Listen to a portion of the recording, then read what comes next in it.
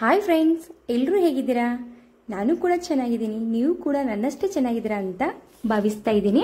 Friends, ಇವತ್ತು ನಾನು ನಿಮಗೆ ಇಲ್ಲಿ ಹೋಟೆಲ್ ಸ್ಟೈಲಲ್ಲಿ ಟೊಮೆಟೊ ರೈಸನ್ನು ಮಾಡಿ ತೋರಿಸ್ತಾ ಇದ್ದೀನಿ. ಈ ರೀತಿ ಟೊಮೆಟೊ ರೈಸನ್ನು ನೀವು ಊಟಕ್ಕಾದ್ರೂ ಮಾಡ್ಕೋಬಹುದು, ಟಿಫಿನ್ಗಾದ್ರೂ ಮಾಡ್ಕೋಬಹುದು, ಮಕ್ಕಳಿಗೆ ಲಂಚ್ ಬಾಕ್ಸಲ್ಲಿ ಕೂಡ ಇದನ್ನು ಕೊಡ್ಬೋದು. ತುಂಬಾನೇ ಈಸಿಯಾಗಿ ನೀವು ಇದನ್ನು ಯಾವ ರೀತಿ ಮಾಡ್ಕೋದಂತ ಹೇಳ್ಕೊಡ್ತಾ ಇದ್ದೀನಿ. ನಂತರ ನಾನಿಲ್ಲಿ 3 ಚಮಚದಷ್ಟು ಎಣ್ಣೆಯನ್ನು ಸೇರಿಸಿದ್ದೀನಿ. ಸಾಸಿವೆ ಮತ್ತು ಜೀರಿಗೆಯನ್ನು ಸೇರಿಸಿ ಸ್ವಲ್ಪ ಚಟಪಟ ಅಂದ ನಂತರ 1 ಮುಷ್ಟಿ ಆಗುವಷ್ಟು ಕರ್ಬೇವಿನ ಸೊಪ್ಪನ್ನು ಕೂಡ ಸೇರಿಸ್ತಾ ಇದ್ದೀನಿ. ಫ್ರೆಂಡ್ಸ್, ದೊಡ್ಡ ಗಾತ್ರದ 2 ಈರುಳ್ಳಿಯನ್ನು ಸೇರಿಸಿ ಸ್ವಲ್ಪ ಕಲರ್ ಚೇಂಜ್ ಆಗೋವರೆಗೂ ಫ್ರೈ ಮಾಡ್ಕೋಬೇಕು. ಈ ರೀತಿಯಾಗಿರುವಂಥ ಸ್ಪೂನನ್ನೇ ತಗೊಳ್ಳಿ. ಯಾವಾಗಾದ್ರೂ ನೀವು ರೈಸನ್ನು ಫ್ರೈ ಮಾಡುವಾಗ, ರೈಸ್ ಪಲಾವ್ ಮಾಡುವಾಗ, ಪ್ರತಿಯೊಂದು ಐಟಮ್ಸು ರೈಸ್ ಮಾಡುವಾಗ ಈ ರೀತಿಯಾಗಿರುವಂಥ ಸ್ಪೂನನ್ನೇ ತಗೋಬೇಕು. ಅದು ಯಾಕಂತ ನಾನು ನಿಮಗೆ ಕೊನೆಯಲ್ಲಿ ಹೇಳ್ತೀನಿ. ಫ್ರೆಂಡ್ಸ್, ಈಗ ನೋಡ್ತಾ ಇರ್ಬೋದು, ಕಲರ್ ಕೂಡ ಚೇಂಜ್ ಆಗಿದೆ. ಸ್ವಲ್ಪ ಮೆತ್ತಗಾದ ನಂತರ ಈರುಳ್ಳಿ ನಾನು ದೊಡ್ಡ ಗಾತ್ರದ 3 ಟೊಮೆಟೊ ಅನ್ನ ಪೇಸ್ಟ್ ಮಾಡಿ ಸೇರಿಸ್ತಾ ಇದ್ದೀನಿ. ಈ ರೀತಿ ಪೇಸ್ಟ್ ಮಾಡಿ ಸೇರಿಸೋದ್ರಿಂದ ರೈಸ್ ಅಲ್ಲಿ ತುಂಬಾ ಚೆನ್ನಾಗಿ ಫ್ಲೇವರ್ ಬರುತ್ತೆ, ಹಾಗೆ ತಿನ್ನೋಕ್ಕೂ ಕೂಡ ಒಂದು ರೀತಿಯಲ್ಲಿ ಟೇಸ್ಟಿಯಾಗಿ ಅನ್ಸುತ್ತೆ. ಫ್ರೆಂಡ್ಸ್, ಚೆನ್ನಾಗಿ ಇದು ಎಣ್ಣೆ ರಿಲೀಸ್ ಆಗಬೇಕು, ಹಸಿ ವಾಸನೆ ಹೋಗಬೇಕು, ಅಲ್ಲಿವರೆಗೂ ಇದನ್ನ ನಾವು ಫ್ರೈ ಮಾಡ್ಕೋಬೇಕು. ನೋಡ್ತಾ ಇರ್ಬೋದು, ಈಗ ಚೆನ್ನಾಗಿ ಇಲ್ಲಿ ಎಣ್ಣೆ ಎಲ್ಲ ರಿಲೀಸ್ ಆಗ್ತಾ ಇದೆ. ಈ ರೀತಿ ಆಗುವವರೆಗೂ ಇದನ್ನ ಫ್ರೈ ಮಾಡ್ಕೋಬೇಕು. ಸ್ವಲ್ಪ ಹಸಿ ವಾಸನೆ ಇದ್ರೂ ಕೂಡ ಚೆನ್ನಾಗಿ ರೈಸ್ ಇಲ್ಲಿ ಆಗೋದಿಲ್ಲ. ಈಗ ಚೆನ್ನಾಗಿ ತಳ ಕೂಡ ಹಿಡಿತಾ ಇದೆ. ಈ ರೀತಿ ಆದ ನಂತರ ನಾವು ಕೆಲವು ಮಸಾಲೆಯನ್ನು ಅದಕ್ಕೆ ಸೇರಿಸ್ಕೋಬೇಕು. 2 ಚಮಚದಷ್ಟು ಧನಿಯಾ ಪೌಡರ್, ನಂತರ ಇದಕ್ಕೆ ನಾನಿಲ್ಲಿ 3 ಚಮಚದಷ್ಟು ರಸಂ ಪೌಡರ್ ಅನ್ನ ಸೇರಿಸ್ತಾ ಇದ್ದೀನಿ. ನಂತರ ಇದಕ್ಕೆ ನಾನಿಲ್ಲಿ ರುಚಿಗೆ ತಕ್ಕಷ್ಟು ಅಚ್ಚ ಖಾರದ ಪುಡಿಯನ್ನ ಸೇರಿಸ್ತಾ ಇದ್ದೀನಿ. ನಂತರ ಇದಕ್ಕೆ ನಾನಿಲ್ಲಿ 1 ಚಮಚದಷ್ಟು ಗರಂ ಮಸಾಲವನ್ನ ಕೂಡ ಸೇರಿಸಿದ್ದೀನಿ. ನಂತರ ಇದಕ್ಕೆ ನಾನು ರುಚಿಗೆ ತಕ್ಕಷ್ಟು ಉಪ್ಪನ್ನು ಕೂಡ ಸೇರಿಸ್ತಾ ಇದ್ದೀನಿ.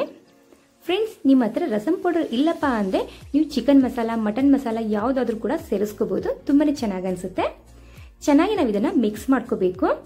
ಫ್ರೆಂಡ್ಸ್, ನೀವು ಈ ರೀತಿ ಮಸಾಲೆಯನ್ನ ಮಾಡಿಬಿಟ್ಟು 1 ತಿಂಗಳವರೆಗೂ ಕೂಡ ಫ್ರಿಜ್ ಅಲ್ಲಿ ಸ್ಟೋರ್ ಮಾಡಬಹುದು.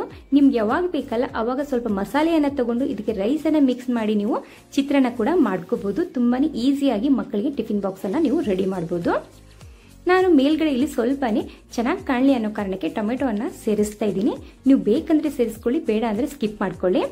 1 ಮುಷ್ಟಿ ಆಗೋಷ್ಟು ಕೊತ್ತಂಬರಿ ಸೊಪ್ಪನ್ನು ಹಾಕಿ ನಂತರ ನಾನಿಲ್ಲಿ ಮಾಡಿಟ್ಟಿರುವಂತ ಅನ್ನವನ್ನ ಇದಕ್ಕೆ ಸೇರಿಸ್ತಾ ಇದ್ದೀನಿ. ನಾನಿಲ್ಲಿ ಅರ್ಧ kg ಆಗೋಷ್ಟು ಅನ್ನವನ್ನ ಸೇರಿಸ್ತಾ ಇದ್ದೀನಿ. ಫ್ರೆಂಡ್ಸ್, ಈ ರೀತಿ ಮಸಾಲೆಯನ್ನ ನೀವು ಒಂದ್ಸತಿ ಮಾಡಿಬಿಟ್ಟು ಜಾಸ್ತಿ ಫ್ರಿಜ್ ಅಲ್ಲಿ ಸ್ಟೋರ್ ಮಾಡಿದ್ರೆ ಸಾಕು. ನಿಮ್ಗೆ ಯಾವಾಗ ಬೇಕಲ್ಲ ಅವಾಗ ದಿಢೀರ್ ಅಂತ ನೀವು ಕೇವಲ 1 ನಿಮಿಷದಲ್ಲಿ ಚಿತ್ರಾನ್ನವನ್ನ ರೆಡಿ ಮಾಡ್ಕೋಬಹುದು. ಫ್ರೆಂಡ್ಸ್, ಈ ರೀತಿ ಸ್ಪೂನನ್ನು ಯಾಕೆ ತಗೋಬೇಕಪ್ಪ ಅಂದರೆ, ನಾವು ಅನ್ನವನ್ನು ಕುಕ್ ಮಾಡಿರ್ತೀವಿ.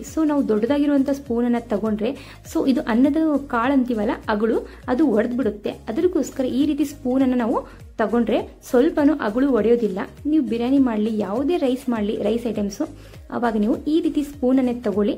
ನಿಮ್ಮದು ಅನ್ನದ ಅಗಳು ಸ್ವಲ್ಪನೂ ಒಡೆಯೋದಿಲ್ಲ. ಚೆನ್ನಾಗಿ ಈ ರೀತಿ ಮಿಕ್ಸ್ ಮಾಡಿಕೊಂಡ್ರೆ ಸಾಕು. ಫ್ರೆಂಡ್ಸ್, 1-2 ನಿಮಿಷ ಅದನ್ನು ಬಿಸಿ ಮಾಡಿಕೊಂಡ್ರೆ ನಮ್ಮದು ಹೋಟೆಲ್ ಸ್ಟೈಲು ಟೊಮೆಟೊ ರೈಸ್ ಇಲ್ಲಿ ರೆಡಿ ಆಯಿತು. ತುಂಬ ಅಂದರೆ ತುಂಬಾ ಟೇಸ್ಟಿಯಾಗಿ ಅನಿಸುತ್ತೆ. ನೀವು ಒಂದ್ಸತಿ ಆದರೂ ಟ್ರೈ ಮಾಡಿ. ಫ್ರೆಂಡ್ಸ್, ನಾನಿಲ್ಲಿ ಸ್ವಲ್ಪ ಚೆನ್ನಾಗಿ ಕಾಣಲಿ ಅನ್ನೋ ಕಾರಣಕ್ಕೆ ಕೊತ್ತಂಬರಿ ಸೊಪ್ಪು, ಕರ್ಬೇವಿನ ಸೊಪ್ಪು, ಟೊಮೆಟೊ ಅನ್ನ ಸೇರಿಸಿದ್ದೀನಿ ಮೇಲ್ಗಡೆ. ಈಗ ಒಂದು ಪ್ಲೇಟ್ಗೆ ಸರ್ವನ್ನ ಮಾಡ್ತಾ ಇದ್ದೀನಿ. ಫ್ರೆಂಡ್ಸ್, ಸ್ವಲ್ಪ ಇದು ಹುಳಿ ಖಾರ ಆಗಿದ್ದರಂತೂ ತುಂಬ ಅಂದರೆ ತುಂಬ ಚೆನ್ನಾಗಿ ಅನಿಸುತ್ತೆ.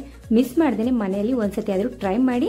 ಈ ವಿಡಿಯೋ ನಿಮಗೆ ಸ್ವಲ್ಪನಾದರೂ ಯೂಸ್ಫುಲ್ ಅನಿಸಿದ್ರೆ, ಇಷ್ಟ ಆದರೆ ಪ್ಲೀಸ್ ನಮ್ಮ ಚಾನಲ್ಗೆ ಸಪೋರ್ಟ್ ಮಾಡಿ, ನಮ್ಮ ಚಾನಲ್ನ ಸಬ್ಸ್ಕ್ರೈಬ್ ಮಾಡ್ಕೊಳ್ಳೋದನ್ನ ಮರಿಬೇಡಿ. ಫ್ರೆಂಡ್ಸ್, ನಾನಿಲ್ಲಿ ಕೊಬ್ಬರಿ ಚಟ್ನಿಯನ್ನ ಮಾಡಿದ್ದೀನಿ. ಇದರ ಜೊತೆಗೆ ತುಂಬಾನೇ ಚೆನ್ನಾಗಿ ಅನಿಸುತ್ತೆ. ಈ ವಿಡಿಯೋ ನೋಡೋದಕ್ಕೆ thank you so much friends.